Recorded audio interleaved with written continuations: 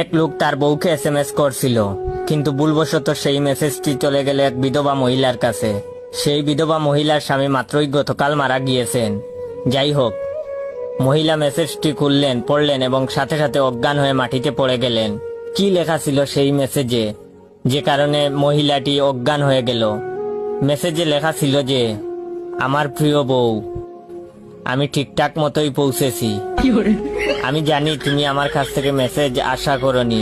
এখানেও আজকাল mobile phone এসে পড়েছে। আমি আসার সাথে সাথে তারা আমাকে একটি মোবাইল ফোন গিফট করেছে। সেই মোবাইল থেকেই আমি তোমাকে মেসেজ পাঠালাম। তুমি জেনে আরো খুশি হবে যে তারা সবাই এখন তোমার জন্য অপেক্ষা করছে। আশা করা যায় কাল পরশুর মধ্যেই তুমিও চলে আসবে। আশা করি তোমার যাত্রাও হবে আমার মতো সুখের। তোমার অপেক্ষায় রইলাম। ইতি তোমার প্রিয় স্বামী।